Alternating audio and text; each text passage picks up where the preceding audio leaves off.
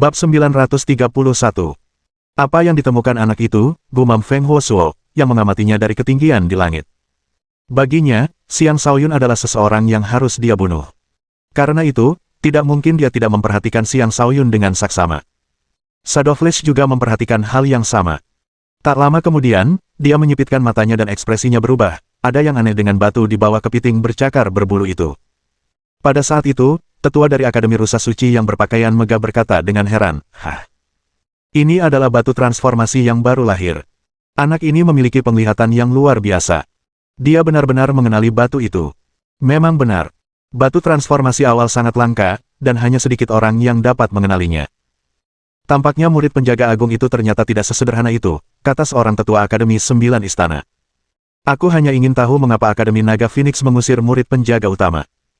Dia pasti batu giok yang belum diasah sampai bisa menjadi murid penjaga utama.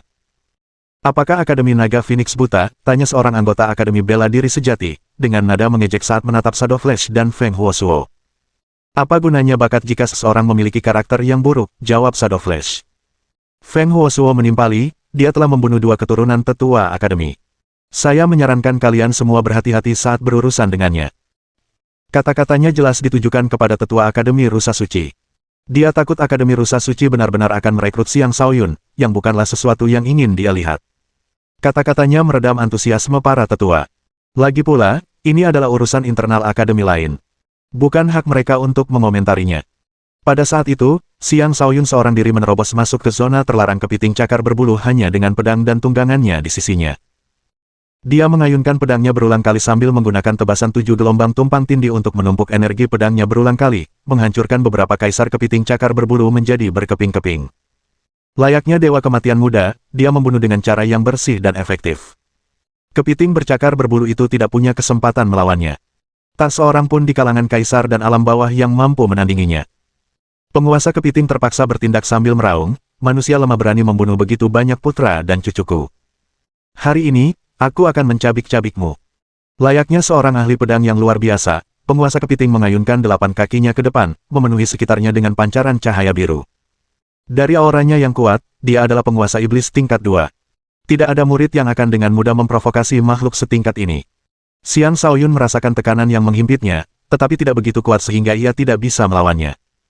Ia mengaktifkan kemampuan instingnya dan langsung melihat celah-celah serangan kepiting itu. Di tempat 8 kaki yang menyerupai sabit itu menjulur, ada beberapa titik kosong yang bisa ia gunakan untuk menghindari serangan sebelum mendekati kepiting tersebut. Saat ia menghindar ke arah titik kosong, kaki-kaki itu meluncur melewatinya. Lempengan emas di sekitar kulitnya langsung teriris. Untungnya, tubuhnya tidak mengalami cedera. Ia memanfaatkan kesempatan yang ada dan menggenggam erat pedang pemangsa hiu dengan kedua tangannya. Niat bertarung dan niat pedangnya melonjak, dan seketika itu juga, ia menebas 7 kali, melepaskan kekuatan penuh dari tebasan 7 gelombang tumpang tindih. Dia telah mencapai tahap kedua dari niat pedang. Dengan demikian, meskipun tampak seperti dia menggenggam pedang dengan erat, pedangnya sebenarnya telah terlepas dari genggamannya dan berayun dengan ganas ke arah kepiting. Kepiting bereaksi dengan cekatan dan menggerakkan capitnya yang besar ke depan, menangkis ke-7 tebasan tersebut. Dampaknya membuat kepiting terlempar ke belakang. Xiang Shaoyun tidak terlihat dimanapun, dan pada saat kepiting itu menyadari kehadirannya, dia sudah berada di belakang kepiting. Tinju-tinju Xiang menyambar seperti sepasang naga dan menghantam bagian bawah perut kepiting, titik terlemahnya. Pukulan itu membuat kepiting terlempar ke udara, dan pedang itu bergerak sendiri dan menebas ke bawah, membelah cangkang kepiting. Darah berhamburan dan menyembur kemana-mana. Kepiting-kepiting di dekatnya menjadi gila dan menyerang Xiang Shaoyun dengan seluruh kekuatan mereka dengan tekad bulat untuk membunuhnya. Dengan jurus 9 langkah neter milik Overlord, Xiang Shaoyun bergerak seperti hantu dan mencapai batu transformasi yang baru terbentuk. Dia menghancurkan kepiting-kepiting di sekitarnya dan meraih batu itu, namun terkena capit kepiting dalam prosesnya. Jika bukan karena fisiknya yang kuat, darahnya pasti sudah tumpah sekarang. Meskipun demikian, dia berhasil menyembunyikan batu transformasi yang baru terbentuk itu. Dia tidak membuang waktu, dan setelah mendorong sovereignsi kepiting menjauh dan mengambil pedang pemangsa hiu, dia memanggil Mani dan bergegas menuju kedalaman Pulau Lonesol. Ketika Xia Liuhui melihat Xiang Shaoyun berlari sendirian, dia berteriak, "Hei, hei, bos. Kukira kita akan bertarung berdampingan sampai langit gelap. Bagaimana kau bisa pergi sendirian? Di mana kesetiaanmu? Hei, bos, tunggu aku." "Hati-hati," kata Xiang Shaoyun sebelum menghilang di tengah-tengah banyak kepiting bercakar berbulu. Batu transformasi yang baru lahir itu adalah harta karun kepiting cakar berbulu. Jika dia merebutnya dari mereka, mereka pasti akan menjadi gila karena amarah. Ribuan kepiting mengejarnya, dan berbagai serangan energi menghujaninya saat dia melarikan diri. Bahkan, seluruh pemandangan itu tampak cukup spektakuler. Berkat Xiang Shaoyun, tekanan yang dihadapi para murid Akademi Rusa Suci berkurang, memungkinkan mereka untuk maju lebih cepat. Tak lama kemudian, mereka melampaui para murid Akademi Naga Phoenix dan menyamai para murid Akademi 9 Istana. Para tetua dan pengawas Akademi Rusa Suci tertawa terbahak-bahak. Meskipun keberhasilan mereka sepenuhnya berkat keberuntungan karena telah menemukan Xiang Shaoyun, keberuntungan juga merupakan bagian dari kekuatan seseorang. Pulau Lonesol sangat besar, dan kepiting bercakar berbulu hanya mendiami tepian pulau itu. Mereka tidak bisa mendiami seluruh pulau karena ada makhluk iblis kuat lainnya di pulau tersebut. Makhluk-makhluk ini adalah entitas yang bahkan kepiting bercakar berbulu pun tidak ingin provokasi. Karena keberadaan binatang buas itu, kepiting cakar berbulu hanya mengejar Xiang Shaoyun sebentar sebelum mereka tidak berani melanjutkan. Mereka tidak ingin masuk lebih dalam karena tidak ingin memprovokasi orang-orang yang tidak mampu mereka sakiti. Pulau Lonesol dipenuhi dengan batu-batu berbentuk aneh, pohon-pohon kuno, gulma tebal, dan banyak ular serta serangga. Pulau itu jelas tidak setenang kelihatannya, dan ada juga desas-desus bahwa pulau itu berhantu. Terkadang, desas-desus itu muncul bukan tanpa alasan. Setelah berhasil melepaskan diri dari kepiting, Xiang Shaoyun akhirnya mendarat di tanah. Namun begitu mendarat, ia langsung diserang oleh dua kelompok nyamuk beracun. Setiap nyamuk berukuran sebesar kepalan tangan. Jumlahnya sangat banyak, dan racunnya sangat mematikan. Begitu tersengat, nyawa seseorang akan terancam. Dengan menggunakan api, Xiang Shaoyun dengan mudah membakar mereka hingga hangus, dan mereka tidak bisa mendekatinya. Ia secara bersamaan menyebarkan indera domain jiwa neternya dan memindai sekelilingnya. Ia menemukan sebuah batu aneh di depannya yang memiliki sepasang mata merah tua menyerupai sepasang lentera. Batu itu memancarkan aura menyeramkan yang membuat bulu kuduk merinding. Tanpa ragu-ragu, ia terbang ke arah lain. Ia bahkan tidak berani menghadapi benda itu dalam pertarungan. Bab 932. Apa sebenarnya yang membuat Xiang Shaoyun begitu takut? Sejujurnya, Xiang Shaoyun belum melihatnya dengan jelas. Ia hanya merasakan sensasi bahwa ia sedang berhadapan dengan seorang penguasa tingkat puncak atau seorang Sein. Jika ia melangkah lebih jauh, ia akan kehilangan nyawanya. Pengalaman bertahun-tahun telah mengajarkannya bagaimana mencari keberuntungan dan menghindari malapetaka. Ia tidak akan memaksakan diri untuk melakukan sesuatu di luar kemampuannya dan membahayakan dirinya sendiri. Sambil menyeka keringat dingin dari wajahnya, dia bergumam, benarkah ada sesuatu yang menakutkan di pulau ini? Aku benar-benar tidak boleh ceroboh di sini. Mani telah menempelkan dirinya di lengan Xiang Shaoyun dan berkata, "Bos, kita benar-benar tidak boleh lengah. Aku sangat ketakutan sampai seluruh tubuhku lemas. Pria besar itu mungkin sedang mengalami semacam transformasi dan tidak bisa menyerang kita. Kalau tidak, kita pasti sudah mati. Sepertinya kita berdua harus berhati-hati, atau kita tidak akan bisa mencapai ruang rahasia itu," kata Xiang Shaoyun. Karena mengubah arah, ia bertemu dengan para murid Akademi Bela Diri Sejati yang dikelilingi oleh kepiting bercakar berbulu. Melihat kelompok orang itu, Xiang Shaoyun meratap dalam hati, sungguh kuat. Saat pertama kali bergabung dengan Akademi Naga Phoenix, ia bertemu dengan banyak jenius yang berasal dari seluruh wilayah kekuasaan. Bahkan saat itu, ia telah mengakui fakta bahwa dunia ini dipenuhi dengan para jenius berbakat. Ketika ia melihat para murid Akademi Bela Diri Sejati ini, perasaan yang sama menghampirinya.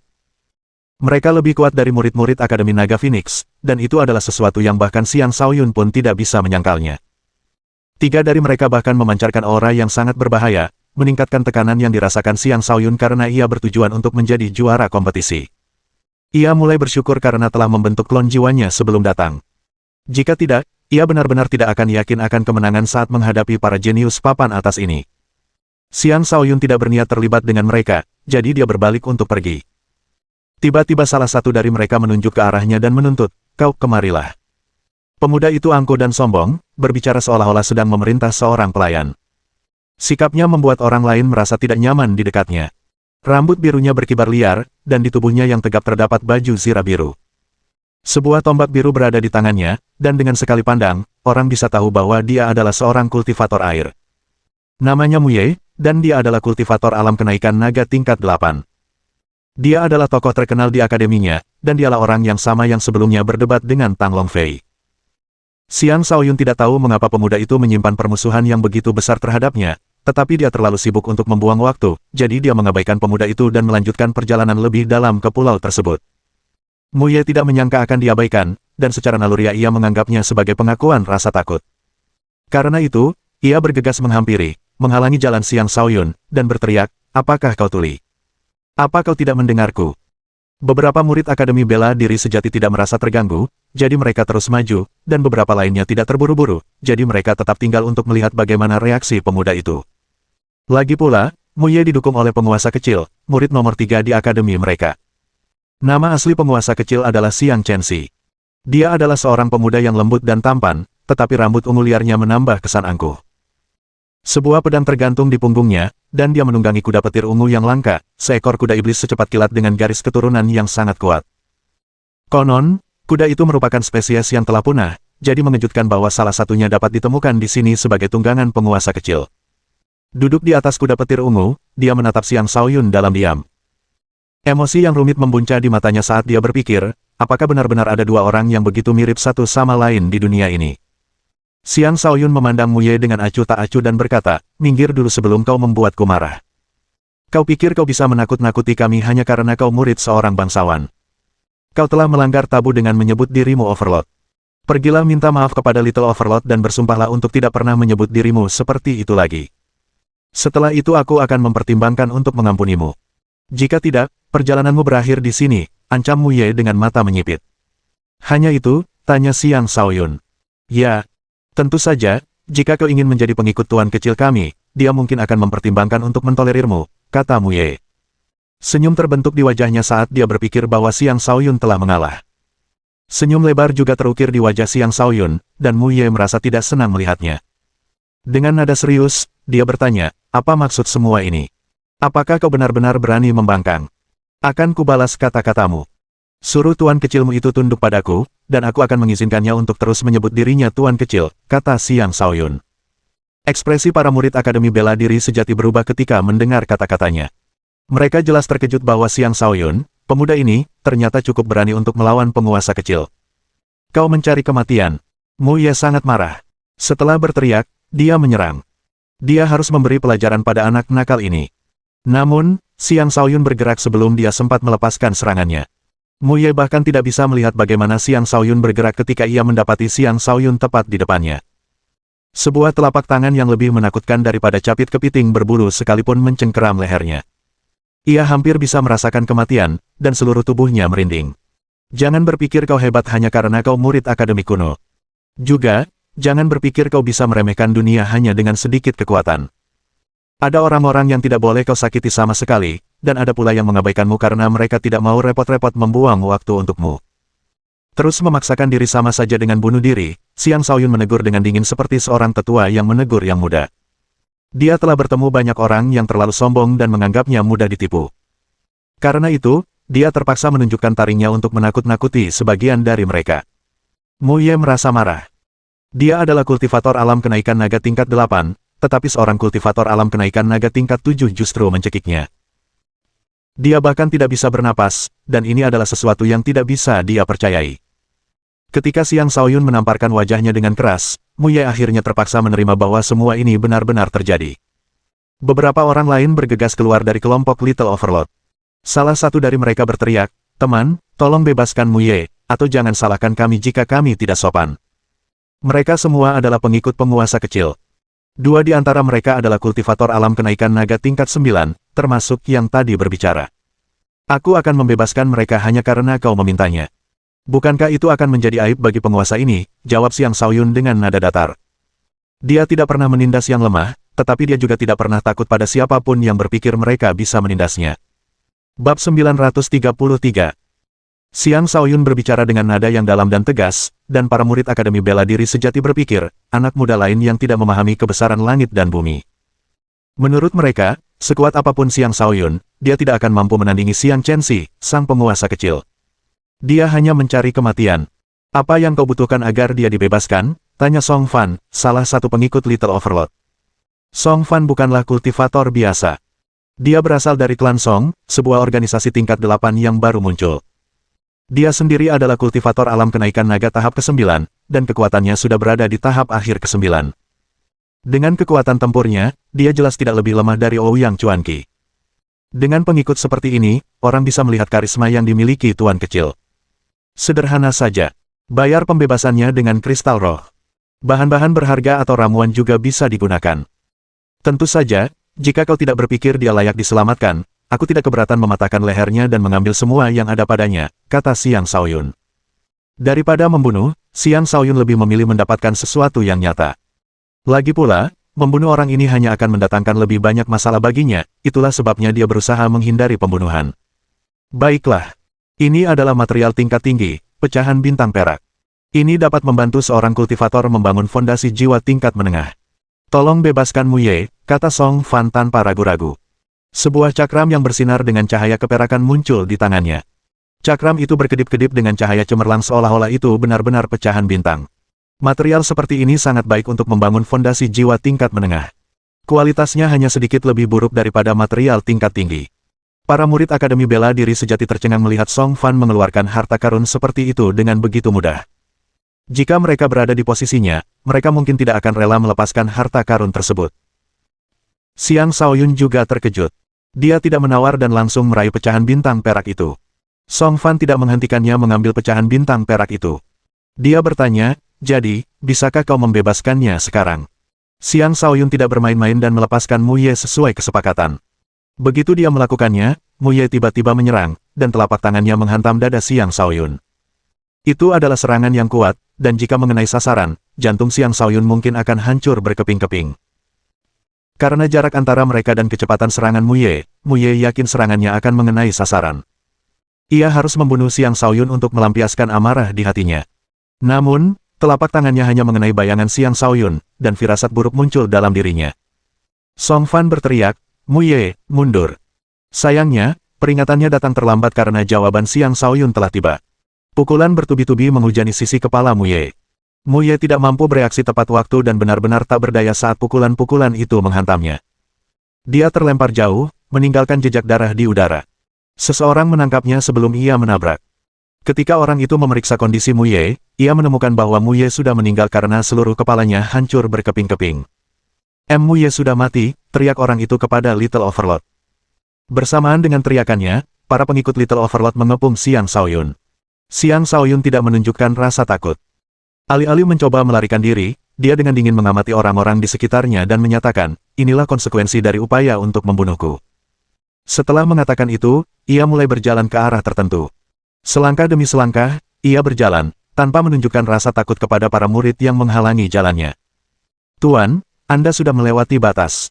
Saya memberi Anda apa yang Anda inginkan, namun Anda telah membunuhnya. Kalau begitu, Anda juga harus tetap di sini, kata Song Fan sambil menyerang Xiang Shaoyun dengan gerakan kaki yang aneh.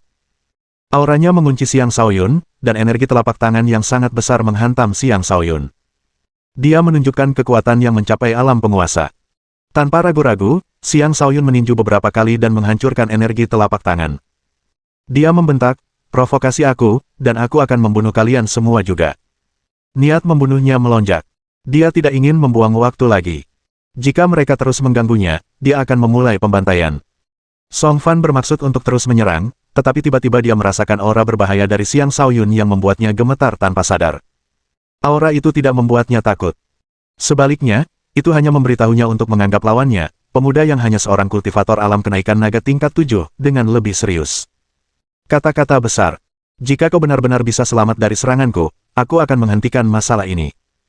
Jika tidak, matilah, kata Song Fan sambil tombak berbentuk ular muncul di tangannya. Tanpa memberi peringatan apapun, dia menusukkan tombak itu ke arah Xiang Shaoyun. Seketika itu juga, seekor ular besar muncul di udara dan menerkam Xiang Shaoyun, taringnya yang terbuka tampak cukup menyeramkan untuk membuat bulu kuduk merinding. Serangan Song Fan tidak boleh diremehkan. Serangannya tajam dan kuat, bahkan seorang sovereign tingkat 2 biasa pun akan kesulitan untuk menangkisnya. Sepertinya kalian semua benar-benar menganggapku lemah, kata Xiang Shaoyun sambil mendengus dingin. Niat bertempur yang kuat meledak dari tubuhnya saat pancaran biru di sekitarnya membentuk seekor hiu besar yang menerkam ular yang datang. Kedua makhluk energi itu bertabrakan, menciptakan gelombang kejut besar yang menyebar ke segala arah. Pertempuran itu menarik perhatian murid-murid lain yang juga telah menerobos kepiting bercakar berbulu dan mendarat di pulau itu. Bukankah mereka murid Akademi Bela Diri Sejati? Sepertinya mereka sedang bertarung dengan seseorang, kata seorang murid Akademi Naga Phoenix. Seorang murid Akademi Rusa Suci berkata, mari kita lihat seberapa kuat murid-murid Akademi Bela Diri Sejati. Hah, bukankah itu Overlord? Ayo kita ke sana, kata Han Chen Fei sambil memanggil Ouyang Chuanqi, Tang Long Fei, Xuan Yuantian, dan Yuan Suefen. Meskipun para murid menyerbu pulau itu dalam 4 kelompok, begitu mereka mendarat, sulit bagi mereka untuk tetap berada dalam 4 kelompok yang sama lagi. Dia berani-beraninya macam-macam dengan bosku. Dia pasti sudah bosan hidup. Ayo, bos. Jangan ragu sedikit pun. Tunjukkan padanya, sebuah suara tiba-tiba terdengar tidak jauh dari Han Chen Fei, Ouyang Chuanqi, Tang Long Fei, Xuan Yuantian, dan Yuan Suefen. Mereka menatap pria gemuk yang berteriak-teriak itu, dengan kilatan aneh di matanya. Mereka telah melihat banyak orang yang tidak tahu malu, tetapi ini adalah pertama kalinya mereka melihat seseorang dengan tingkat ketidakmaluan seperti ini. Si gendut itu bahkan menghampiri mereka dan berkata, "Hei, kalian pasti pengikut bosku. Di masa depan, aku akan menjadi bos kedua kalian.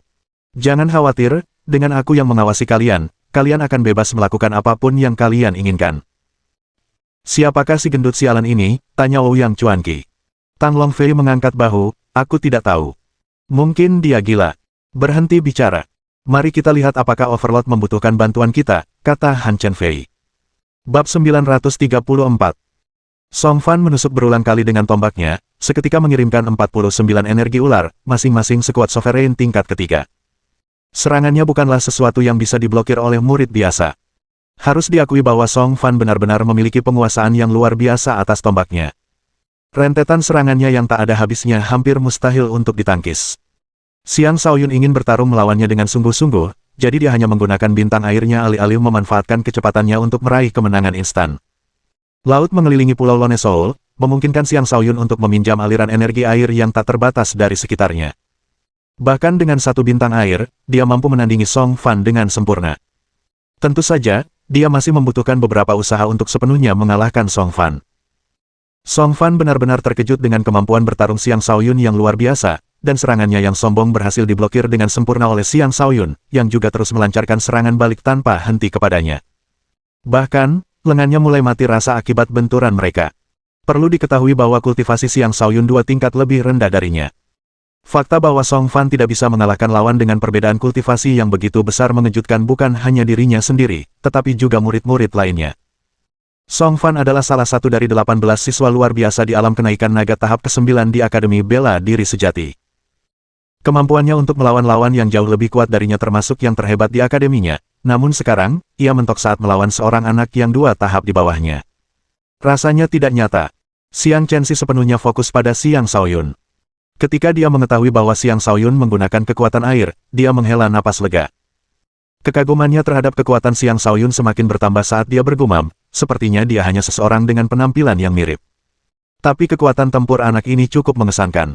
Jika aku bisa merekrutnya, dia akan menjadi pembantu yang cakap. Song Fan tidak bisa menerima kenyataan bahwa Xiang Shaoyun benar-benar mampu menangkis serangannya. Dia memutuskan untuk mengakhiri ini dengan cepat dan tidak memberi Xiang Shaoyun kesempatan untuk melakukan serangan balik. Ini berakhir di sini, kata Song Fan. Pada saat ini, wajahnya yang sederhana tidak lagi tampak sederhana. Setelah mendorong Xiang Shaoyun dengan tombaknya, dia memutar senjatanya, seolah menyatu dengan tombaknya saat melesat ke arah Xiang Shaoyun. Seketika itu, Song Fan berubah menjadi ular yang kemudian bertransformasi menjadi naga. Kekuatannya yang tak terbatas terus bertambah tanpa henti, seolah-olah ia sedang mengalami semacam evolusi. Hal itu membuat semua orang di daerah tersebut khawatir. Saat Xiang Shaoyun bersiap untuk menangkis serangan itu, naga tersebut terpecah menjadi 8 dan menyerangnya dari 8 arah yang berbeda. Klon transformasi naga. Kedelapan naga itu tampak sangat berbeda, namun masing-masing terlihat sangat nyata. Mustahil untuk membedakan tubuh asli dari klon karena kedelapan naga itu memancarkan aura yang serupa. Klon transformasi naga adalah salah satu kartu andalan Song Fan, sebuah teknik yang telah mengalahkan banyak lawan sebelumnya. Dia yakin bisa mengalahkan Xiang Shaoyun dengan serangan itu. Sayangnya, insting Xiang Shaoyun sangat efektif, dan langsung menemukan tubuh asli Song Fan. Xiang Shaoyun melayang ke udara dan mengabaikan klon-klon itu saat dia mengayunkan pedangnya ke tubuh asli Song Fan. 7 gelombang yang tumpang tindih menghantam. Xiang Shaoyun telah mengerahkan teknik bertarungnya hingga batas maksimal. Pedang pemangsa hiu miliknya bersinar terang saat ia menggunakan kekuatan penuh dari kedalaman air. Seolah-olah ia telah berubah menjadi hiu, ia menerjang ombak yang menghantam Song Fan. Song Fan tidak menyangka tubuh aslinya akan terungkap secepat ini. Meskipun begitu, itu tidak terlalu penting baginya karena tubuh aslinya sudah siap melancarkan serangan lanjutan. Tepat pada saat keduanya berbenturan, serangan lanjutan Song Fan melesat tiba-tiba, mengejutkan Xiang Shaoyun. Sekali lagi, Song Fan berubah wujud, tubuh aslinya terpecah menjadi beberapa tubuh tambahan dan menyerang dari sisi Xiang Shaoyun. Semuanya terjadi dalam sekejap, dan orang biasa tidak akan mampu menangkis serangan Song Fan. Ulangi transformasi naga. Kepala naga yang menakutkan itu menggigit Xiang Shaoyun, tidak memberinya kesempatan untuk melarikan diri. Sepertinya Xiang Shaoyun hampir terbunuh. Ouyang Chuanqi, Han Chen Fei, Tang Long Fei, dan yang lainnya merasa jantung mereka hampir keluar dari mulut karena cemas. Mereka dapat merasakan tekanan besar yang dipancarkan oleh Song Fan dan takut Xiang Shaoyun benar-benar akan jatuh. Sayangnya, mereka terlalu jauh untuk memberikan bantuan tepat waktu.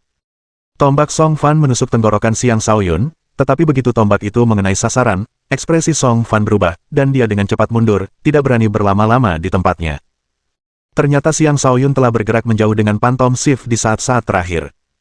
Xiang Shaoyun hendak melancarkan serangan balasan yang dahsyat, tetapi Song Fan telah melarikan diri jauh. Xiang Shaoyun bahkan takjub melihat betapa cepatnya Song Fan bereaksi.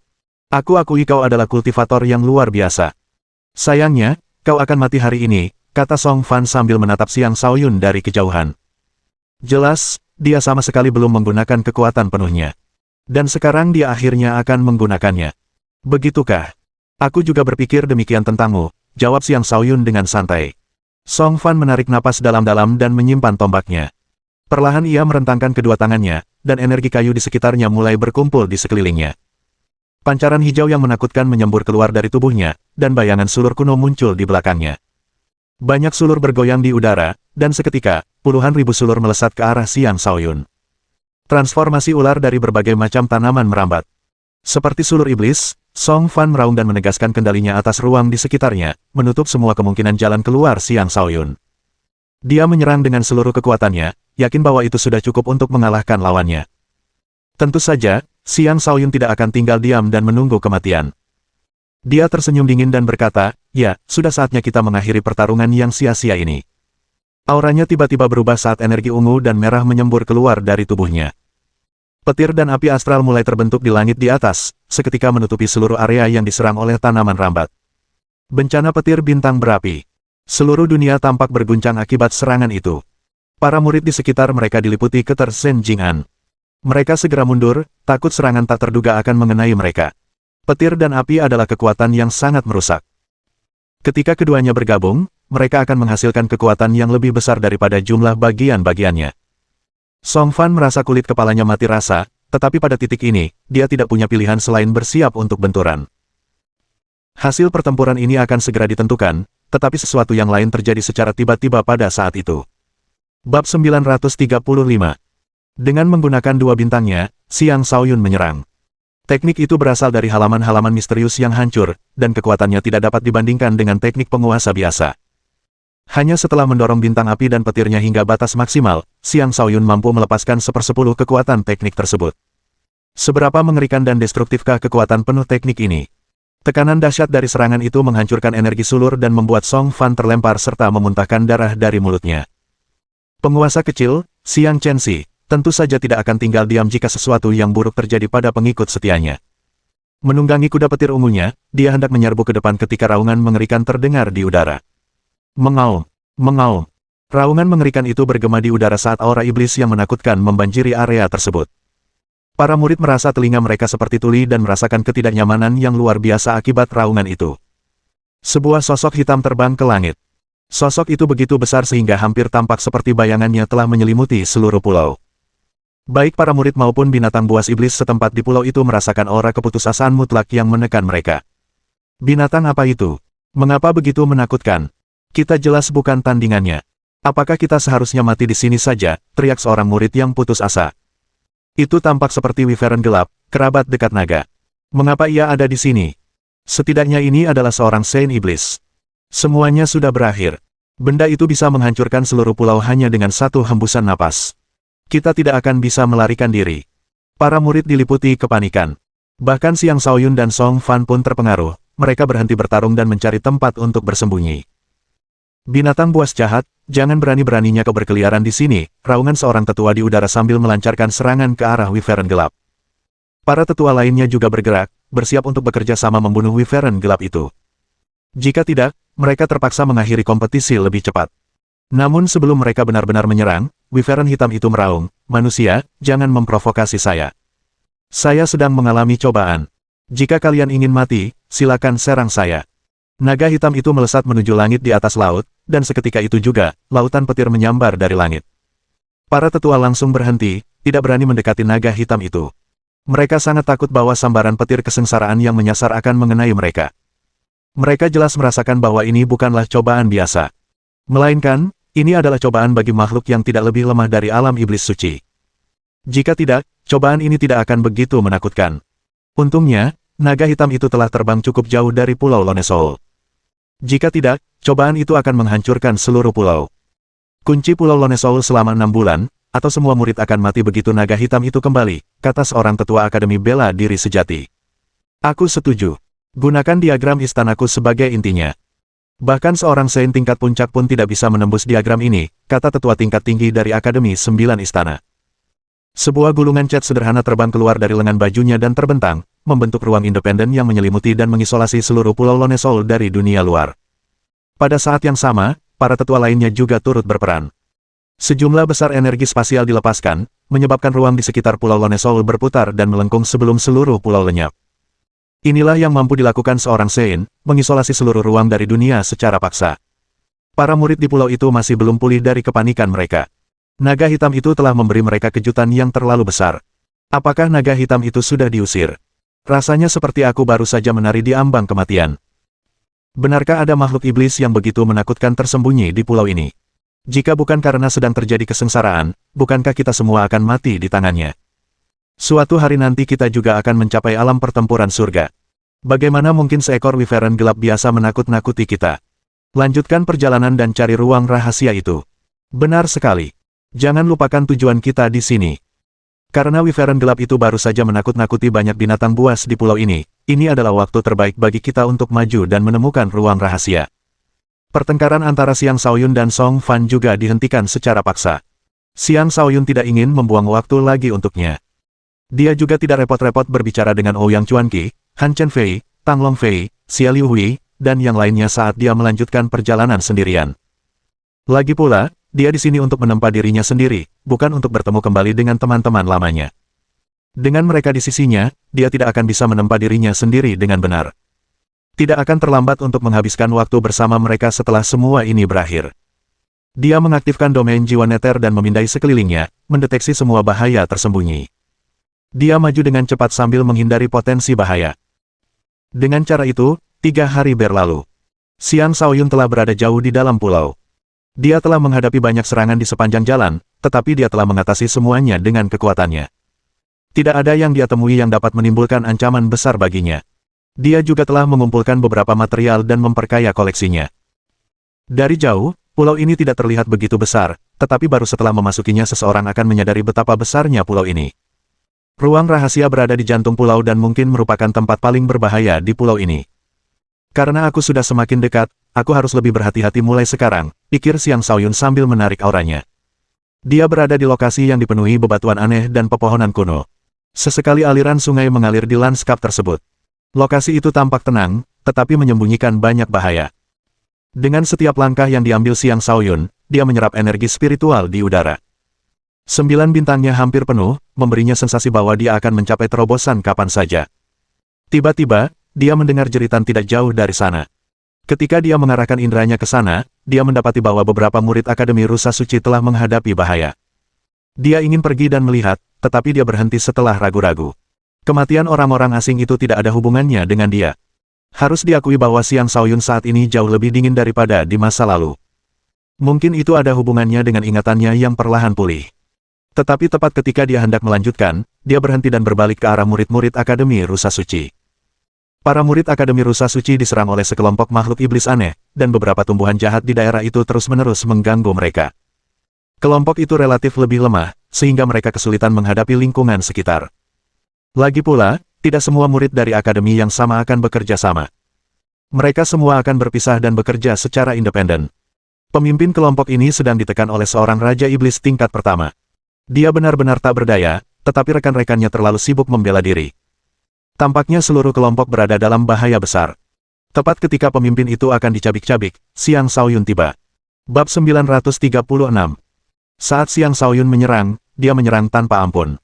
Dia mengayunkan pedang pemangsa hiu dengan keras, membelah kepala Raja Iblis. Darah berhamburan kemana-mana. Murid Akademi Rusa Suci itu menatap Raja Iblis dengan linglung sebelum menatap Xiang Shaoyun. Senyum terukir di wajahnya saat dia berkata, "Terima kasih." "Sama-sama, nak. Aku tidak menyadari kau juga murid Akademi Rusa Suci." "Jangan hiraukan aku," jawab Xiang Shaoyun dengan sopan. Wanita itu tak lain adalah Wu Zijun, orang yang disukai Liang Xuangmin.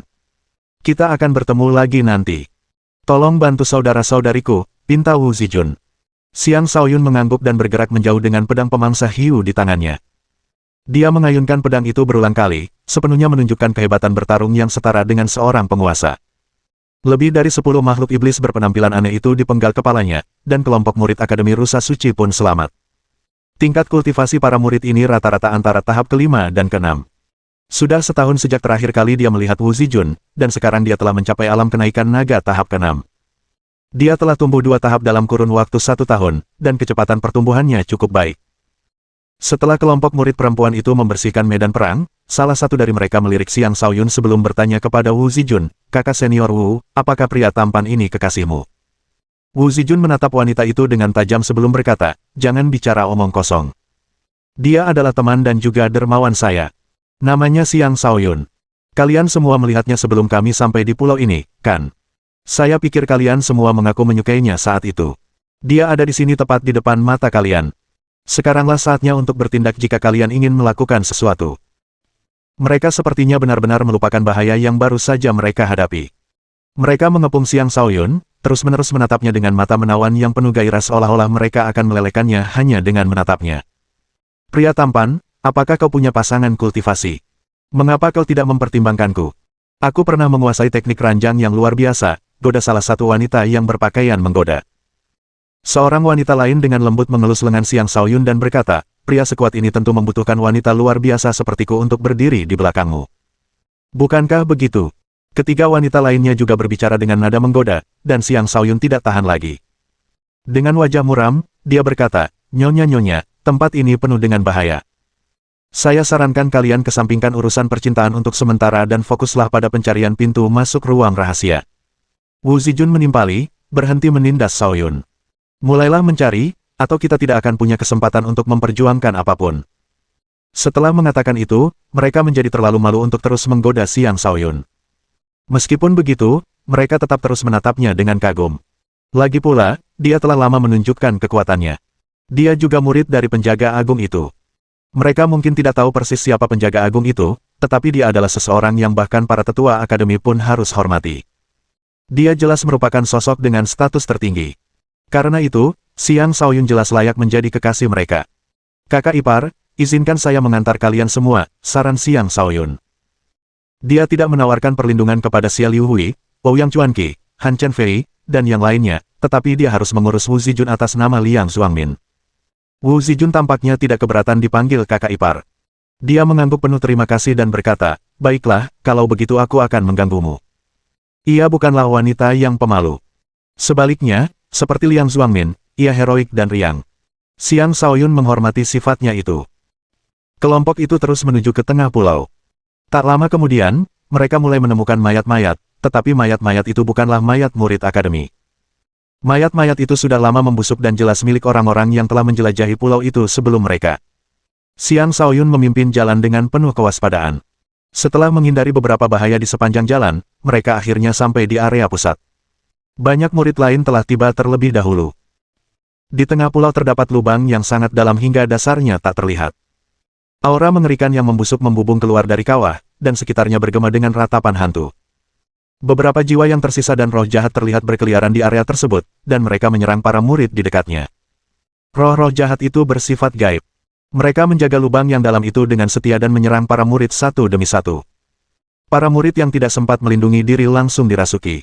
Beberapa tewas seketika, dan beberapa menjadi gila.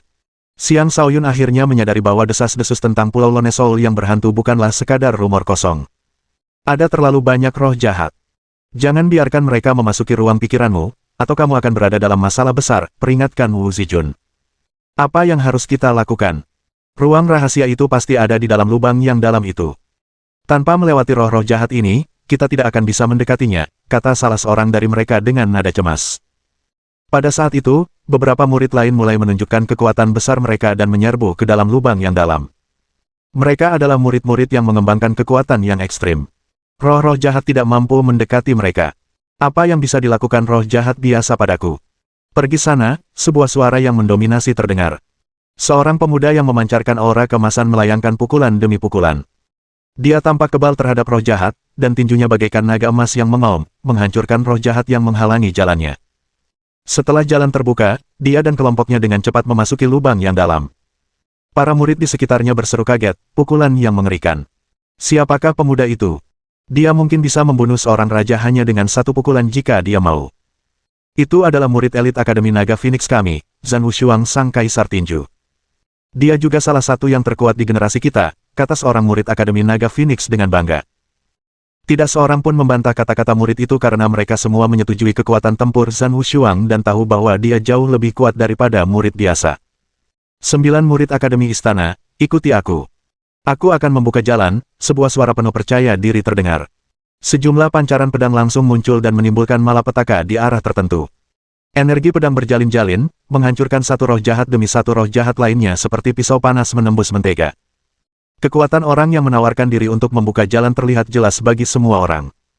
Itu Jiu Tian dari Akademi 9 Istana. Dia benar-benar mampu mengendalikan 9 pedang sekaligus. Kekuatan mentalnya sungguh menakutkan, seru seseorang dengan terkejut. Lebih dari separuh murid Akademi 9 Istana telah diterima. Mereka benar-benar memiliki kerja tim yang bagus. Kita tidak boleh tertinggal terlalu jauh. Ayo kita serang, kata orang lain. Para murid mulai berbondong-bondong menuju lubang yang dalam dari segala arah. Berbagai teknik ampuh diperagakan saat para murid berebut untuk masuk sebelum yang lain. Namun, roh jahat itu bukanlah lawan yang mudah. Para murid yang lebih lemah tidak mampu menghentikan kerasukan roh jahat dan akhirnya tewas.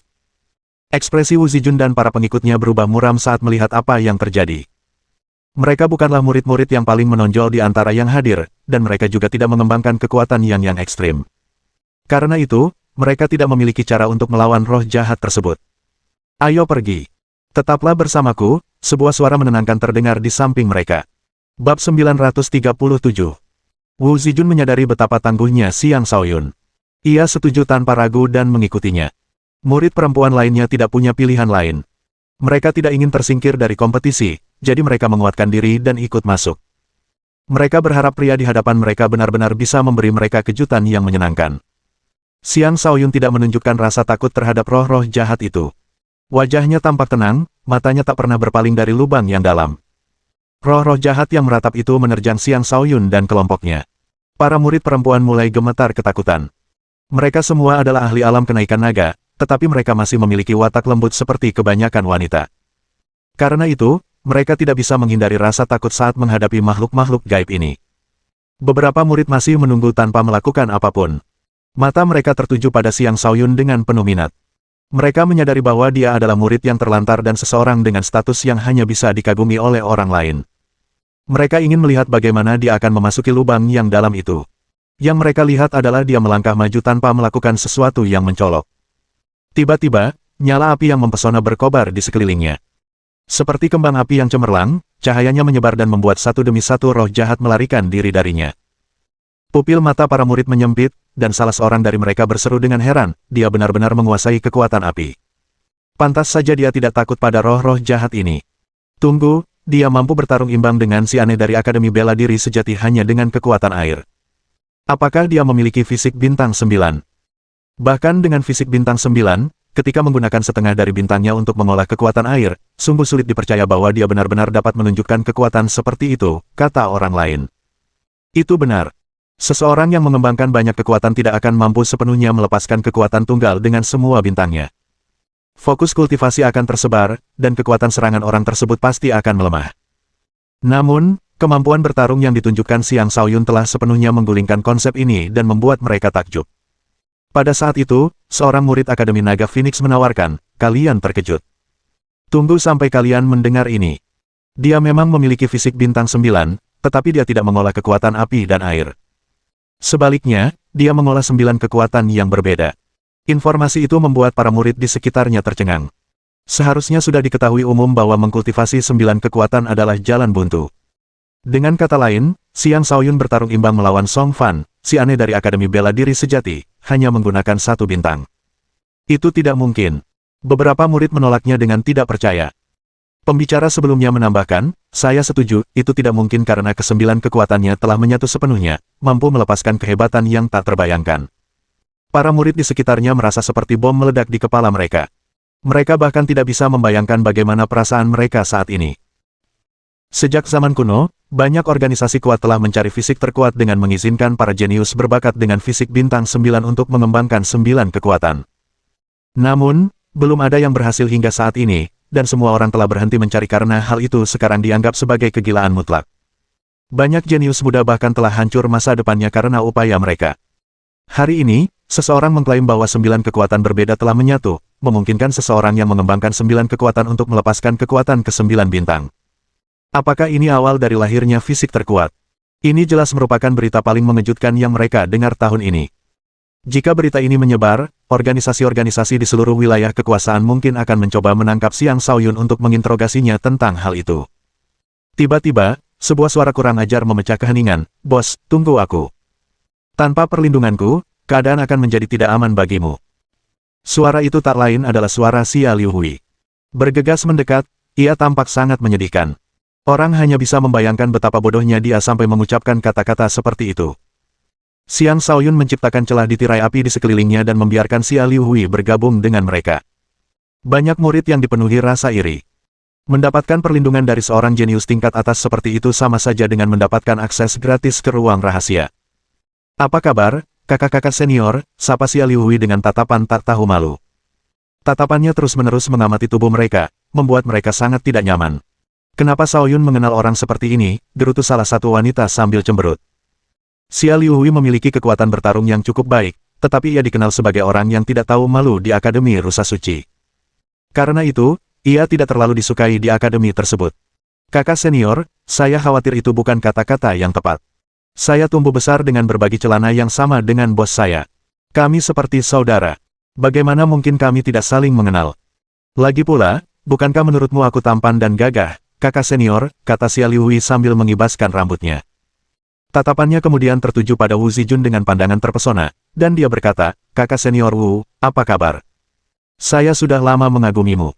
Ekspresi jijik terpancar di wajah Wu Zijun saat dia berkata, "Kau terlalu menghormatiku dengan kata-kata itu." Dia merasa tidak nyaman melampiaskan kemarahannya pada Xia Liuhui karena menghormati Xiang Shaoyun. Jika tidak, dia pasti sudah mencungkil mata Xia Liuhui. Xia Liuhui hendak mengatakan sesuatu ketika Xiang Shaoyun membentak, "Liuhui, dia adalah kakak ipar kita. Jangan bersikap tidak sopan." Wajah Xia Liuhui langsung muram saat ia buru-buru berkata, "Bos. Ini salah paham. Saya tidak bermaksud buruk. Saya tidak tahu bahwa dia adalah kakak ipar kita. Maaf, kakak ipar. Saya, Xia Liuhui, sama seperti pria lainnya. Saya mengagumi segala sesuatu yang indah. Saya tidak bermaksud menghina." Xia Liuhui juga dikenal sebagai sosok yang tak kenal takut di Akademi Rusa Suci. Ia cukup berani untuk menggoda Jiang Qi sekalipun. Namun, ketika Xiang Shaoyun membentaknya, ia langsung meringkuk seperti tikus yang bertemu kucing. Para wanita di sekitar mereka tercengang. Sejujurnya, Xia Liuhui mengatakan yang sebenarnya. Ketika dia memandang wanita, dia hanya mengagumi kecantikan mereka. Dia sebenarnya tidak memiliki keberanian untuk benar-benar mendekati seorang wanita. "Jangan khawatir. Ingat saja. Bersiaplah. Kita akan masuk," kata Xiang Shaoyun. Yang lain menjadi gugup. Roh-roh jahat di sekitar mereka semakin kuat. Bahkan roh-roh dari alam penguasa pun telah muncul. Jika seseorang tidak cukup kuat, ia tidak akan mampu menghadapi mereka. Untungnya, Yun Flame baru saja ditingkatkan. Kekuatannya cukup untuk membakar sovereign manapun, apalagi roh jahat ini. Xiang Shaoyun dan kawan-kawan maju, dan roh jahat itu hanya bisa menyingkir. Tak lama kemudian, jalan menuju lubang yang dalam itu terbuka bagi mereka. Lubang yang dalam itu mirip dengan lubang hitam yang menakutkan. Aura mengerikan yang membusuk mengepul keluar darinya, dan suara ratapan terdengar dari sana. Memberikan sensasi menyeramkan, lubang itu mirip dengan pintu masuk neraka. Orang yang penakut mungkin akan terlalu takut untuk melangkah lebih jauh pada titik ini. "Bersiaplah semuanya.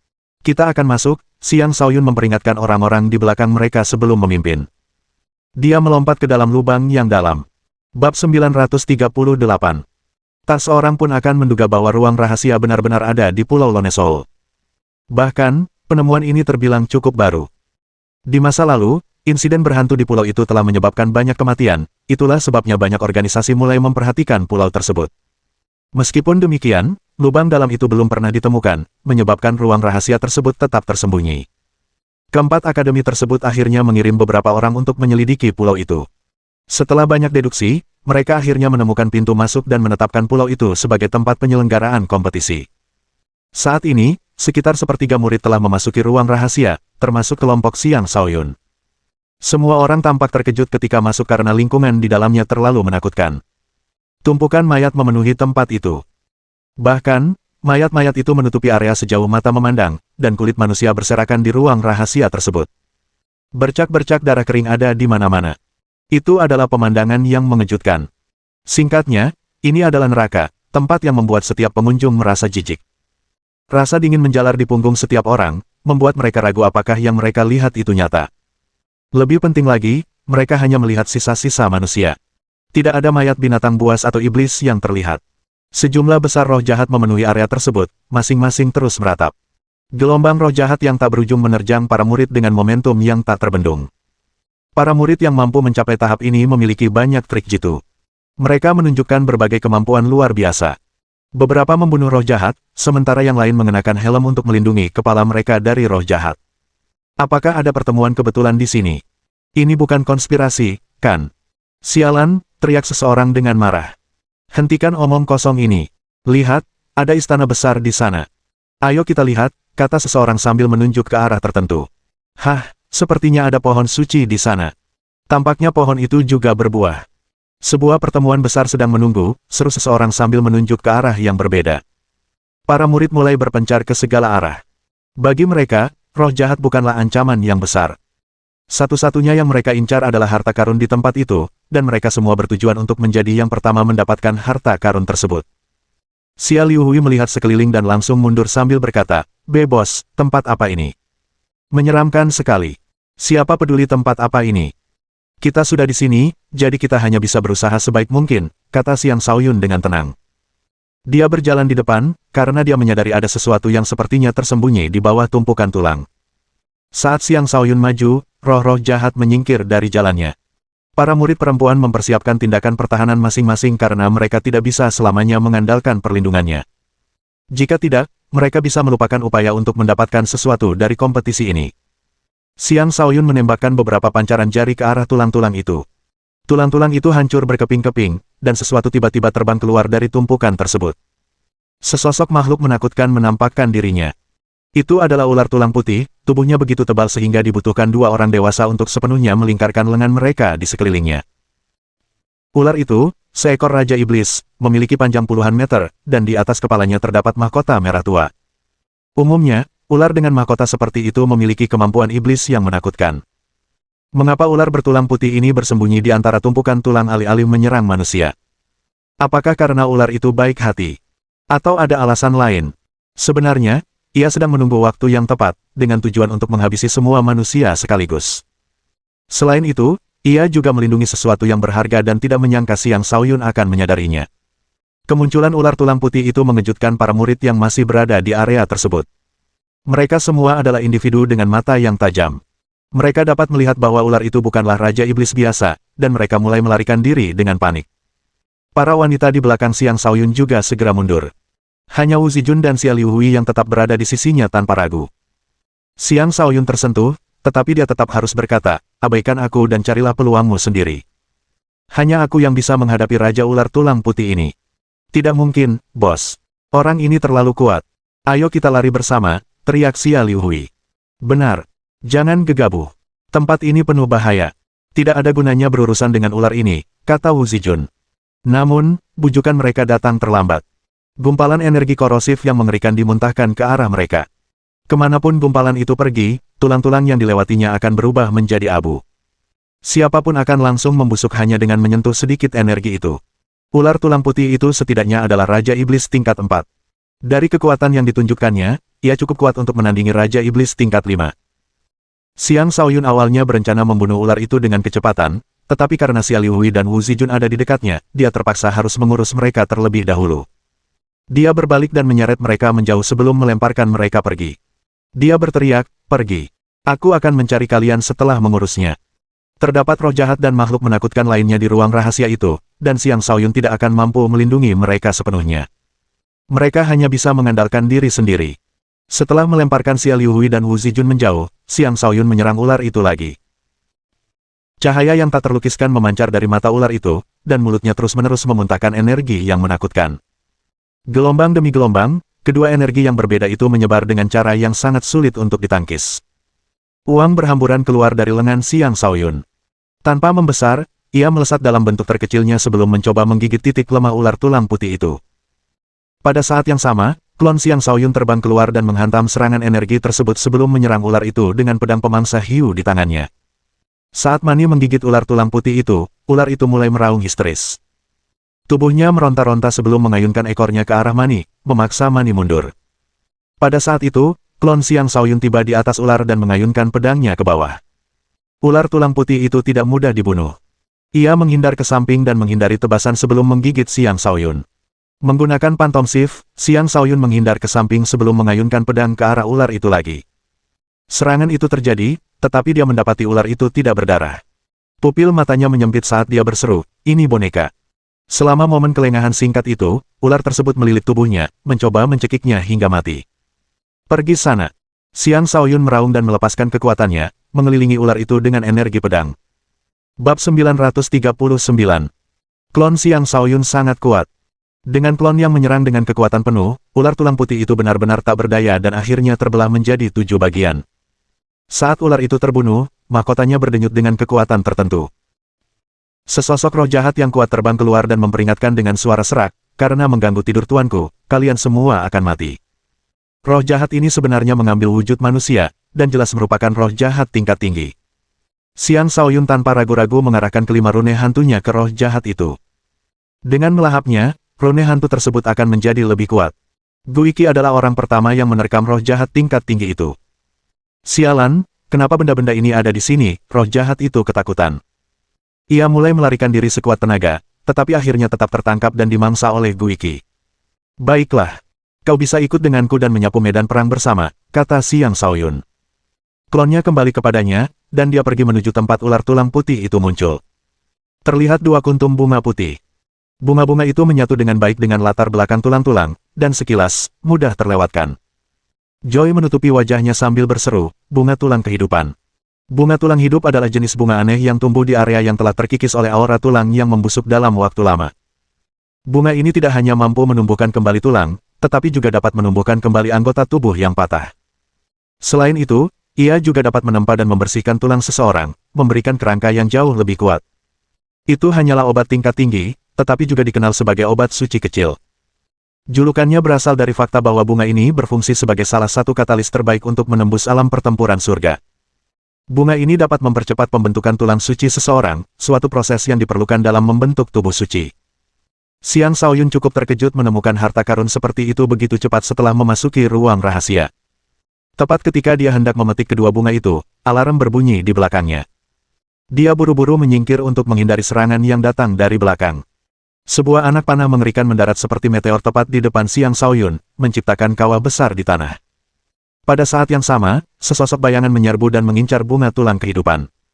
Xiang Shaoyun sangat marah. Seseorang benar-benar mencoba mencuri darinya. Orang itu pasti sudah bosan hidup. Matilah. Ketika Xiang Shaoyun melihat bahwa pendatang baru itu adalah orang asing, dia menyerang tanpa ragu-ragu. Niat bertarung dan niat tinjunya melonjak, energi tinju melesat ke depan seperti naga yang mengamuk. Pemuda yang mengincar bunga tulang kehidupan merasakan tekanan luar biasa dari serangan yang datang. Pupil matanya menyempit, dan dia dengan cepat mengubah arah serangannya dan menghindarinya. Namun, Xiang Shaoyun hanya berpura-pura. Menggunakan 9 langkah neter milik Overlord, dia melesat dan merebut kedua bunga itu.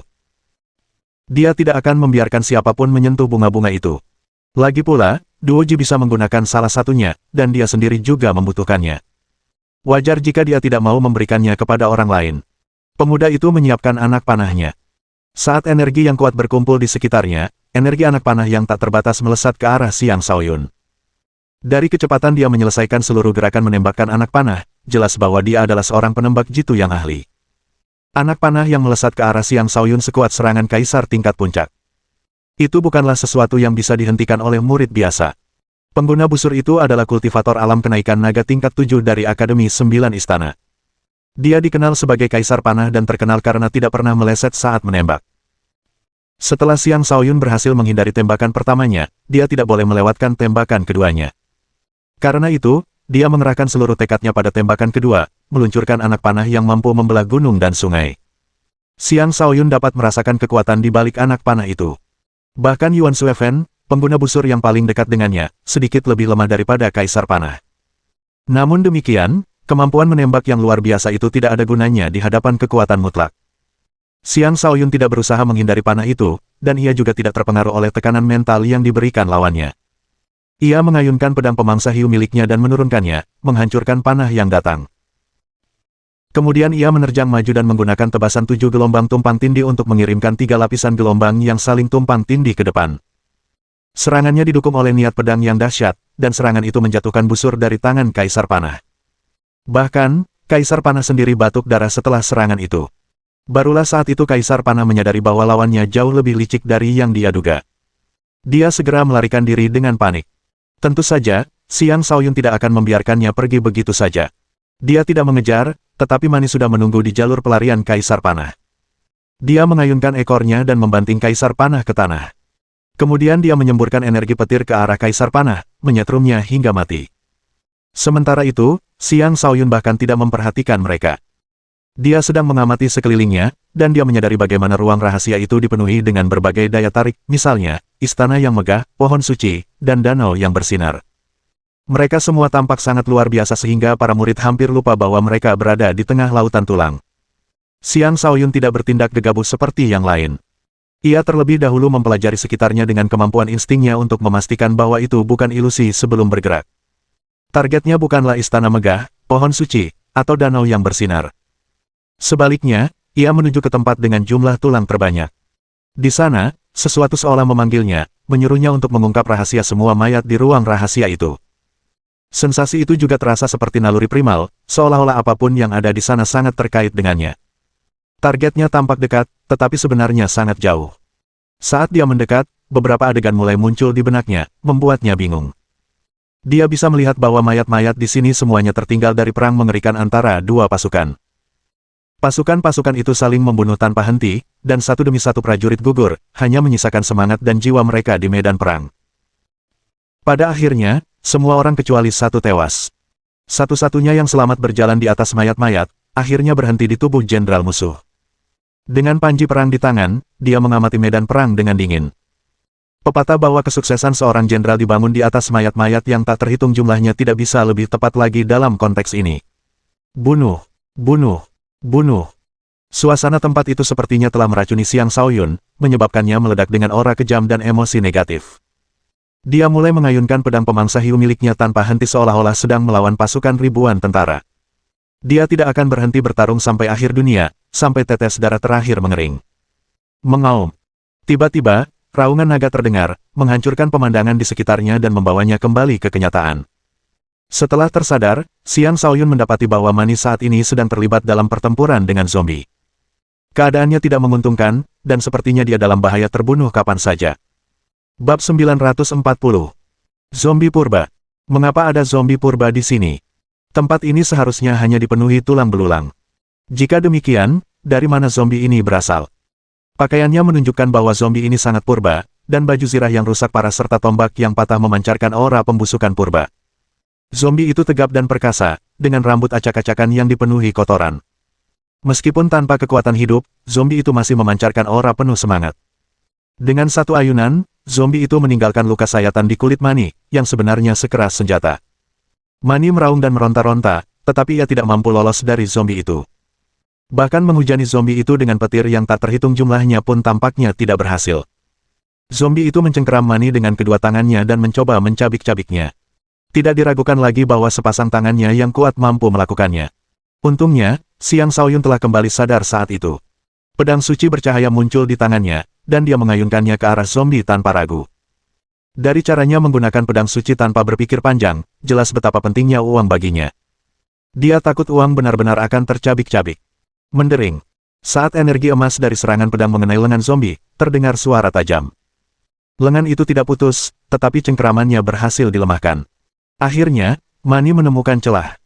Dia bergegas kembali ke sisi Xiang Shaoyun dan berkata, "Bos, kita harus lari. Orang ini terlalu menakutkan. Jangan khawatir. Ini hanyalah mayat yang dirasuki roh jahat," kata Xiang Shaoyun.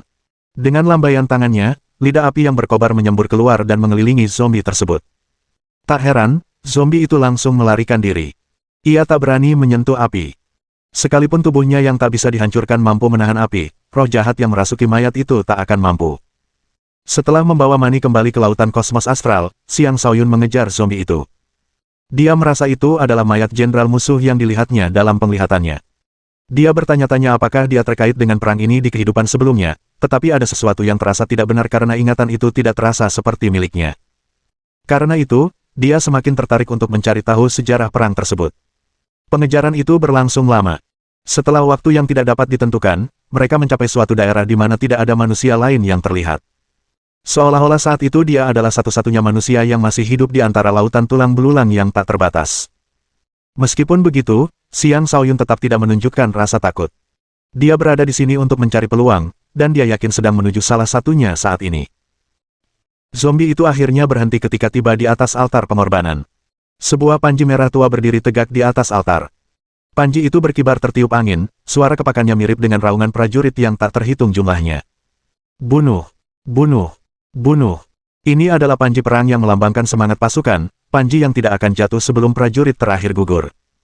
Ini adalah panji pasukan yang menang, panji yang telah menyaksikan pertempuran yang telah menciptakan semua mayat di sini. Melihat panji itu, Xiang Shaoyun merasakan darahnya mendidih. Seolah-olah panji itu memanggilnya, dan dia berjalan mendekat dengan tatapan kosong. Pada saat itulah zombie itu melemparkan tombaknya yang patah ke arah Xiang Shaoyun. Zombie itu melihat ini sebagai kesempatan emas yang tidak boleh dilewatkan. Sebenarnya, ia juga telah mengatur waktu serangannya dengan sempurna. Namun, 5 rune hantu menerkam zombie itu. Serangan jiwa mereka menembus zombie dan langsung menargetkan roh jahat. Roh jahat itu tidak mampu menahan serangan mereka dan dengan cepat melarikan diri dari tubuh zombie. Sayangnya, rune hantu adalah musuh bebuyutan roh jahat. Sekuat apapun roh jahat itu, ia tidak akan mampu lolos dari mereka. Sementara itu, Xiang Shaoyun berjalan di atas tumpukan tulang dan sampai di altar. Berdiri di samping panji, dia merasakan dirinya berubah menjadi seorang jenderal. Aura yang mendominasi terpancar darinya saat dia menggenggam panji dan meraung, "Bunuh!" Tiba-tiba, temperamennya berubah menjadi seperti dewa perang. Sikapnya yang mengintimidasi tak terbendung, dan roh-roh jahat di dekatnya yang merasakan auranya meraung bersamanya, "Bunuh!" Banyak sekali roh jahat berkumpul di panji itu. Niat membunuh yang pekat menyebar kemana-mana, menghentikan langkah para murid yang berpikir untuk datang ke arah ini. Setelah merasakan niat membunuh yang mengerikan itu, mereka begitu ketakutan sehingga terhuyung-huyung dan tidak berani melangkah lagi. Lihatlah banyaknya roh jahat di sana dan niat membunuh yang mengerikan. Pasti ada sesuatu yang sangat berbahaya di sana. Kita tidak bisa pergi ke sana, teriak seseorang lalu bergegas pergi ke arah yang berbeda. Yang lainnya pun berpencar tanpa ragu-ragu, hanya menyisakan beberapa murid pemberani yang terus maju. Berjuang untuk hegemoni di seluruh dunia, hanya aku yang tak terkalahkan, seru Xiang Shaoyun, yang tampaknya telah berubah menjadi orang yang sama sekali berbeda. Ia telah mengambil persona dewa perang yang tak terkalahkan. Ia mendominasi medan perang dan menaklukkan satu bangsa demi bangsa untuk kerajaan yang ia layani. Sebagai balasannya, ia dikenal sebagai dewa perang yang tak terkalahkan. Kesuksesan seorang jenderal selalu dibangun di atas tumpukan tulang yang tak terhitung jumlahnya. Jalan menuju kesuksesannya ditempa dari mayat-mayat yang tak terhitung jumlahnya, tetapi sayangnya, ia akhirnya dijebak oleh seorang pejabat lain yang bertugas di istana yang sama dan terpaksa melarikan diri bersama pasukan pribadinya. Dalam pertempuran terakhirnya, ia memimpin pasukannya yang berjumlah 50.000 tentara melawan pasukan yang berjumlah 500.000. Pembantaian besar-besaran pun terjadi, dan seluruh pasukannya binasa. Meskipun demikian, pasukannya mampu menghancurkan seluruh pasukan lawan meskipun jumlah mereka lebih sedikit. Pada akhirnya, ia sendiri tewas karena kehilangan banyak darah setelah pertempuran berakhir. Xiang Shaoyun sangat memahami perasaan itu, dan dia menggigit bibirnya hingga berdarah. Perasaan dikhianati adalah sesuatu yang tidak akan pernah bisa dia lupakan. Mengapa aku bisa melihat semua ini dengan begitu jelas? Ini jelas bukan kehidupan lamaku. Apa yang sedang terjadi di sini? Gumam Xiang Shaoyun dengan bingung, bendera masih berada di tangannya. Pada saat itu, Ia merasakan sensasi terbakar yang berasal dari bawah kakinya. Setetes darah merah terang tiba-tiba muncul dari altar tempat ia berdiri. Setetes darah itu dipenuhi dengan kekuatan hidup yang tampak tak terbatas. Seolah-olah setetes darah ini adalah intisari dari genangan darah yang sangat besar. Rasanya juga seperti itu adalah saripati darah seorang ahli tingkat tinggi. Itu adalah sensasi yang tak bisa digambarkan dengan kata-kata. Singkatnya, tetesan darah itu memberi Xiang Shaoyun perasaan dekat, dan sebagai akibatnya, ia secara naluriah meraih tetesan darah tersebut. Setetes darah itu mengandung energi yang sangat besar, tetapi sama sekali tidak berbahaya di tangan Xiang Shaoyun. Bahkan, darah itu tampak jinak dan akrab dengannya. Sambil memegang darah di tangannya, Xiang Shaoyun bergumam, apakah ini tetesan darah yang ditinggalkan oleh dewa perang itu? Atau mungkin ini adalah akumulasi darah pasukan pribadinya? Dia tidak dapat menemukan jawabannya, jadi dia melakukan satu-satunya hal yang bisa dia lakukan, menyimpan tetesan darah itu. Dia tidak langsung memakannya karena dia tidak yakin apa yang akan terjadi jika dia melakukannya. Hei, kau, tunjukkan spanduknya padaku. Sebuah suara tajam tiba-tiba terdengar, memutus alur pikiran Xiang Shaoyun. Mohon dukungan dari omom ante-ante sekalian, buat subscribe atau sharekan novel Mimin ke Facebook kalian, agar channel Mimin bisa terus berkembang. Dengan begitu, Mimin bisa lebih semangat untuk up novel seru lain ke depannya. Buat teman-teman yang sudah subscribe dan sharekan novel Mimin, Mimin ucapkan terima kasih sebanyak-banyaknya. Sekiranya teman-teman menghadapi masalah video diputar dalam bahasa Inggris, coba tukar kepada bahasa Indonesia original melalui cara ini. Semasa mendengarkan, pencet tombol setting di atas kanan video, pilih audio track dan tukar bahasa.